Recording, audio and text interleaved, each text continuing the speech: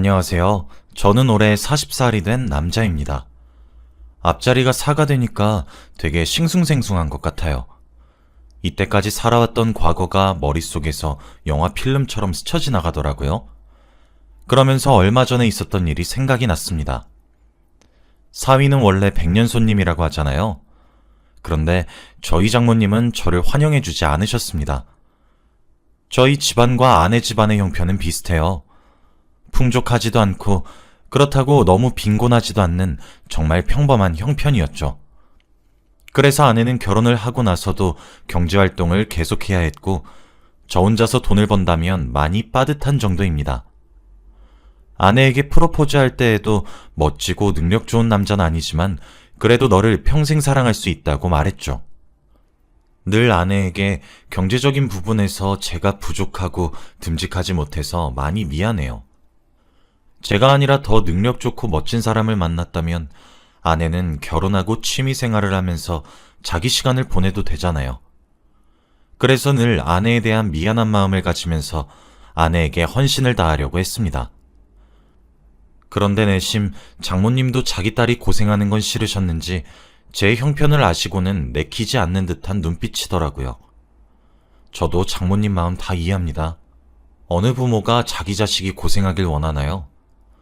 장모님도 자신의 딸이 결혼하면 팔자 펴서 내조만 하길 원하셨겠죠. 그래서 결혼 승낙을 받는 것도 굉장히 어려웠습니다. 저는 돈으로 장모님의 마음을 돌릴 수는 없었고 제 헌신과 노력을 보여주며 장모님의 마음을 겨우 돌렸어요. 매일같이 찾아가면서 밥도 해드리고 청소도 해드렸고 꽃도 사다 드렸죠. 장인어른과는 일찍 헤어지셔서 혼자 지내시는 장모님이 외로우실 것 같아 말동무도 많이 해드렸어요. 저의 오랜 노력 끝에 저는 결혼 승낙을 받을 수 있었습니다. 그렇게 저와 아내는 모두의 축복 속에서 결혼식을 올렸어요. 저희 형편이 얼마 되지 않으니 신혼여행은 서울로 갔습니다. 다른 부부들은 하와이나 발리같이 외국으로 갔는데 저희는 형편이 넉넉하지 않아서 서울로 갔어요. 저희는 지방에 살아서 서울을 자주 가보지 않기도 했고 어디를 가는 것보다 아내와 같이 있는 것에 의미를 두었습니다. 너무 고맙게도 착한 저희 아내는 토 한 번 달지 않고 서울로 가는 것을 받아들였죠. 아내는 제가 감당하기도 벅찰 정도로 착하고 멋진 사람이었어요. 저희 부부는 저희의 신혼여행지를 만족했지만 누구보다 안이 꼽게 본 사람은 바로 장모님이었습니다. 그래도 비행기 타고 외국으로 갈 신혼여행이지 어디서 기차를 타고 신혼여행을 갈 생각을 하냐면서 저를 혼내셨거든요. 저도 그 마음 다 알지만 이미 결혼식 준비한다고 큰돈을 써버려서 저희는 여행 경비가 부족했어요. 저는 친정 부모님이 두 분 다 돌아가셔서 물려받는 재산도 없었고 장모님도 저희 결혼에 단 한 푼도 지원해 주시지 않으셨기 때문에 오로지 저와 아내의 돈으로만 결혼식을 올려야 했습니다. 그래서 많이 부담도 되었는데 이렇게 혼내시기까지 하시니 많이 속상하더라고요. 우여곡절 끝에 신혼여행을 갈 수 있었습니다. 신혼여행 내내 너무 행복했고 이대로 시간이 멈췄으면 좋겠다고 생각했어요. 아내와 단둘이서 모르는 타지에 있으니까 믿을 사람은 서로밖에 없었거든요. 그런데 이때 행복을 몽땅 즐겨야 했습니다. 저와 아내는 신혼여행이 끝나고 서울 기념품을 사서 처갓댁에 방문했어요. 그런데 모르는 남자 한 명이 앉아 있더라고요. 그 옆에는 처제가 있었습니다. 딱 보니까 처제가 만나고 있는 남자 같았고 앞에는 장모님이 하하호호 거리면서 웃고 계셨죠. 한 번도 저한테 그렇게 해맑게 웃으신 적이 없는데 말입니다. 저와 아내는 집에 들어가서 제대로 인사를 드렸어요. 그 남자를 슬쩍 보니 옷도 비싸 보였고 시계도 명품이더군요. 그래서 혼자 속으로 감탄했습니다. 그런데 처제와 그 사람이 결혼한다고 하더라고요.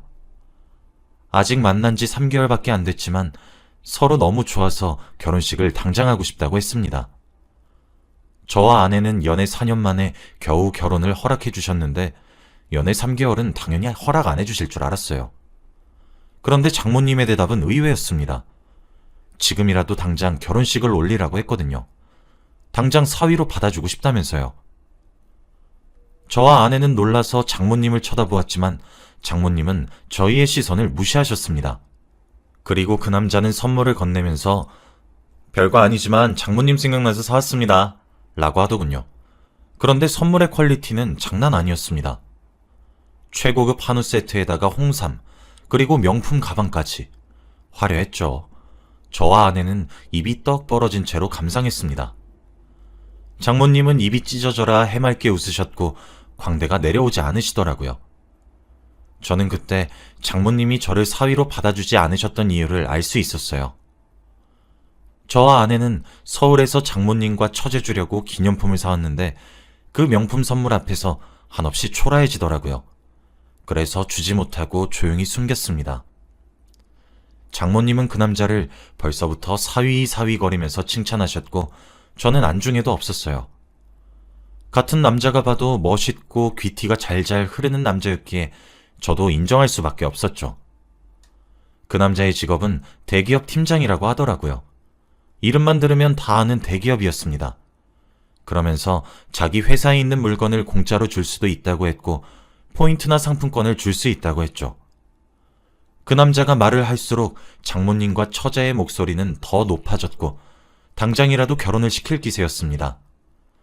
장모님의 허락을 받는 건 무척이나 쉬웠고 처제와 둘째 사이는 한 달 만에 속전속결로 결혼식을 올렸어요. 결혼식도 호화로운 웨딩홀에서 했습니다. 그리고 더 놀라운 건 장모님께서 처제 결혼식에 돈을 지원해 주신 거였어요. 저희가 결혼할 땐 최대한 미루면서 결혼이 파토나길 기다리셨는데 처제 결혼식엔 하루라도 빨리 하라고 난리였습니다. 그런데 그걸로도 모자라 저희 결혼식에 땡전 한 푼도 안 주시던 분이 처제 결혼식엔 돈을 퍼부으시더라고요. 저와 아내는 너무 속상했습니다. 그렇게 확연하게 차별하는 게 티가 나니까 섭섭함을 숨길 수 없더라고요. 그래도 아직 새신랑이니까 장모님이 신나서 그런가 보다 하려고 했어요. 결혼식을 올리고 결혼 생활이 조금 익숙해지면 장모님이 다시 원래대로 돌아오실 줄 알았죠. 그런데 처제는 호화로운 결혼을 하고 신혼여행을 하와이로 갔습니다. 그 정도는 예상하고 있었기에 별로 놀라지 않았어요. 그런데 신혼여행에 장모님을 데리고 간다고 하는 겁니다.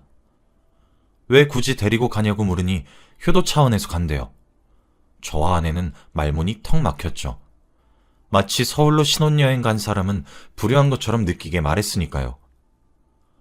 아무튼 장모님은 신혼커플 사이에 끼면 안 된다고는 하셨지만 신이 나셔서는 셋이서 같이 하와이로 떠났어요. 당연히 신혼여행 동안 연락 한 통 없으셨고 기념품도 없었죠. 한국으로 돌아와서 여행에 있었던 자기들만 아는 이야기들을 막 하는데 저와 아내는 소외감이 느껴지더라고요. 그래도 꿋꿋하게 이야기를 듣고 리액션도 해주었습니다. 그런데 갑자기 장모님께서 김서방, 지금 저녁 시간인데 식사 준비는 안 하나? 라고 하시더라고요. 당황스럽긴 했지만 그때는 장모님이 저에게 말을 건네주신 것도 감사해서 알겠다고 하고 바로 아내와 같이 저녁 준비를 했어요. 있는 재료로 준비한 저녁 식탁을 차렸는데 시어머니가 마음에 안 드시는 것 같더라고요. 아, 그냥 외식할 걸 그랬나? 우리 장서방이 저번에 먹여준 그 스테이크집 아주 맛있었는데 라고 하셨죠. 섭섭하긴 했지만 내색하지 않았습니다. 그러면서 갑자기 제 밥그릇에 있는 밥을 둘째 사위 밥그릇에 다 올려주시면서 많이 먹어야 일 열심히 하지 라고 하더라고요. 한순간에 저는 제 밥을 뺏겼습니다. 그 밥은 밥솥에 있던 마지막 밥인데 말이죠. 장모님, 그거 제 밥인데. 자넨 그냥 찬밥 먹게. 장모님은 둘째 사위와 저를 보시는 눈빛이 확연히 차이가 났고 저는 찬밥과 아내의 밥을 섞어서 같이 나눠 먹었습니다. 아내가 없었다면 눈물을 흘렸을지도 몰라요. 그리고 장모님의 차별은 여기서 끝나지 않았습니다. 일상 속에서 사소한 차별들도 많이 존재했거든요. 고기 반찬이나 좋은 음식들이 있으면 다 둘째 사위한테 주는 건 일상이었고 남은 것들은 저 주지도 않으시고 바로 버리셨습니다. 그래도 이런 건 제가 먹지 않으면 되니 참을만 했어요. 그런데 제가 정말로 속상했던 날이 있었습니다. 바로 제 생일인데요. 제 생일은 5월 5일 어린이날이라서 조금 특별하고 기억에 잘 남아요. 둘째 사위가 들어오기 전까지는 장모님에게 말씀드리지 않아도 제 생일을 기억하시고는 소소한 선물이라도 저에게 꼭 주셨습니다. 그때도 조만간 제 생일이니 선물은 바라지도 않았고 생일 축하한다는 말 한마디라도 듣고 싶었어요. 그런데 연락 한 통이 없으시더군요. 혹시 까먹으신 건가 하고 아내와 같이 장모님 댁에 방문해서 식사 자리라도 하려고 했는데 장모님 집에 가니 처제 부부가 있더군요. 그러면서 저희가 온 것을 모르는지 제 이야기를 하고 있었습니다. 아휴, 오늘 빨간 날이라서 우리 둘째 사위랑 둘째 딸 볼 수 있어서 너무 좋다. 장모님, 오늘 형님 생신 아니에요? 어린이날이 생신이라고 들었는데. 맞아. 그냥 알아서 보내라고 해. 지금 첫째 부부가 없어서 하는 말인데 난 사실 첫째 사위 마음에 안 든다. 남자가 말이야, 우리 둘째 사위처럼 능력도 좋고 그래야지. 안 그래? 그건 맞아요. 사실 저도 결혼 처음 했을 때 형님 보고 조금 놀라긴 했어요. 그치? 그래서 어디 내놔도 부끄러워. 그래서 나 동네 아줌마들한테 사위 한 명이라고 말하잖아. 그냥 너만 내 사위해라. 우리 둘째가 어디서 이런 복덩이를 데리고 왔는지 몰라. 네, 장모님. 전 그 말을 몰래 듣고 눈에서 눈물이 차올랐습니다. 장모님이 저를 내켜하지 않으신다는 건 저도 알고 있었지만 이 정도일 줄은 전혀 몰랐거든요. 그리고 착하고 예의가 바른 줄 알았던 둘째 사위는 생각외로 많이 당돌하더군요. 저보다 나이도 한참이나 어린데 저에 대해서 이렇게 말을 하다뇨. 저는 벙쪄 있는 채로 허공만 바라보았는데 그때 제 옆에서 같이 듣고 있던 아내는 화가 많이 난 것 같아 보였죠. 그래서 그 사람들의 이야기를 다 듣고 나서 아내는 화가 난 채로 그들에게 다가섰습니다. 지금 뭐라고 했어? 사위가 한 명? 어딜 내놔도 부끄러워. 엄마는 어떻게 똑같은 사이인데 그렇게 말하면서 차별을 해? 형수님, 똑같은 사이는 아니죠. 제가 지금 형님이랑 똑같다는 소리를 들을 급은 아닌 것 같은데요? 그래, 또 왜 우리 둘째 사위 기죽여? 대기업 팀장이랑 중소기업 회사원이랑 같니? 그리고 너 말 잘했다. 내가 첫째 사위보다 둘째 사위가 더 좋다는데 뭐가 문제니? 내가 무슨 틀린 말 했어? 솔직히 첫째 사위 어디 내놔도 부끄럽잖아. 옆에서 처제는 웃으면서 아무 말도 안 하고 있었고 저희 부부가 이상한 것처럼 보이더군요. 저는 한마디도 못했고 결국 아내의 손을 잡고 장모님 댁에서 나왔습니다. 아내는 끝까지 화를 진정시키지 못했어요. 저는 그들의 말을 다시 되새겨봤는데 어떻게 그렇게 당당할 수 있나요? 그날 저는 씻을 수 없는 상처를 받았고 그 집에 들어가고 싶지도 그들을 만나고 싶지도 않았습니다. 아내도 제 마음을 읽었는지 연을 끊자고 다신 만나지 말자고 해주더군요. 그렇게 몇 주가 흘렀습니다. 그동안 장모님과 처제 부부는 저희에게 연락 한 통이 없었고 진짜로 사이가 끝난 줄 알았어요. 그래서 몇 주 동안 마음 편히 있었는데 어느 날 장모님께서 정말 오랜만에 연락이 오셨습니다. 김서방, 오랜만이야. 좋은 소식 있어서 연락해. 지금 둘째 부부네가 임신을 했다고 하더라고. 그래서 그냥 알려주려고 연락했어. 얼른 첫째네도 아이 준비 슬슬 해야 하는 거 아니겠어? 내가 손주가 얼른 보고 싶어서 그래. 손주는 많으면 많을수록 좋잖아. 장모님은 저에게 아이를 가졌으면 좋겠다고 압박을 하셨어요. 솔직히 저와 아내는 결혼한 지 몇 년이 되었지만 임신 노력을 안 한 게 아닙니다. 열심히 병원도 다니면서 시도도 많이 해보았지만 임신이라는 게 정말 힘들더라고요. 사실 장모님도 이 사실을 아시긴 하지만 한동안 아무 말이 없으셔서 포기하신 줄 알았습니다. 그런데 둘째가 임신하니 저희가 생각났는지 갑자기 임신 압박을 하시더군요. 그래서 저와 아내는 다시 임신 준비를 시작했어요. 이번에 정말 안 되면 그냥 깔끔하게 포기하자고 하면서요. 그렇게 열심히 병원도 다니고 건강관리도 하면서 임신 준비를 하고 있었어요. 그러면서 조금씩 다시 장모님 댁에도 발을 딛기 시작했습니다. 저희는 임신을 위해 많은 노력을 하고 있음에도 불구하고 아기가 생기지 않았는데 처제는 배가 점점 불러오더라고요. 당연히 장모님은 아주 떠받들으셨죠. 오랜만에 장모님 댁에 가보니 처제는 소파에 누워서 하루 종일 놀고 있는데 장모님은 처제가 먹고 싶다는 거 다 사주고 하고 싶다는 거 다 해주고 안마도 해주고 난리도 아니었습니다. 그래서 처제에게 임신에 관해 이것저것 궁금했던 걸 물어봤어요. 처제네 부부는 신혼생활한 지 얼마 안 돼서 임신을 했다고 하더라고요. 저희는 벌써 결혼한 지 몇 년이 지났는데 말이죠. 그러면서 궁금한 거 다 물어보고 열심히 시도하고 있는데 마음대로 잘 안 된다며 걱정거리를 말했습니다. 그런데 장모님은 제 이야기를 들으시고는 김서방한테 문제가 있는 거 아닌가? 라고 하더군요. 그러면서 하는 말이 아니 요즘 남자들 남자 구실 못하는 경우가 많다고 하던데 김서방도 그런 거 아닌가? 딱 보면 몸도 호리호리하고 남자 구실 전혀 못할 것 같은데 병원 가서 검진이라도 한번 받아보지 왜? 라고 하더군요. 장모님께서 하시는 말을 듣고 저는 벙쪄서 아무 말도 하지 못했어요. 그런 말을 처음으로 들어봤거든요. 한창 초반에 임신 준비로 바쁠 때 저와 아내는 모든 건강검진을 다 했어요. 그런데 병원에서 아무 이상 없고 건강하다고 했습니다. 근데 장모님한테서 그런 무례한 말을 들으니 속상했죠. 그렇게 몇 달이 지났어요. 갈 때마다 장모님이 저와 아내를 반겨주시지 않으니까 장모님 댁에도 별로 가고 싶지 않더라고요. 그리고 그동안 기쁜 소식이 생겼는데 드디어 저희 부부한테도 축복이 왔습니다. 사실 장모님이 저에게 남자 구실 못한다고 말을 듣고 얼마 지나지 않아 생겼죠. 그런데 그 뒤로 한 번도 장모님 댁에 안 가서 가족들은 아무도 모릅니다. 한창 조심해야 하기도 하고 아직 자리가 제대로 잡지 않아서 어떻게 될지 모르기에 일부러 알리지 않았어요. 그런데 지금은 몸도 안정되고 어느 정도 배가 불러서 임신 소식을 서프라이즈로 알리려고 했죠. 그리고 마침 그때 처제가 출산을 했다고 해서 장모님 댁에 보러 가려고도 했습니다. 저희 부부는 장모님 댁에 가서 아내의 볼록 튀어나온 배를 보여줬어요. 처제가 임신했을 때만큼의 수발은 기대하지도 않았고 축하한다는 말 한마디는 해줄 줄 알았습니다. 그런데 장모님의 반응은 충격적이었어요. 온 신경은 처제가 낳은 아이한테 집중되어 있으셨는지 아내의 배를 보고도 드디어 임신했구나?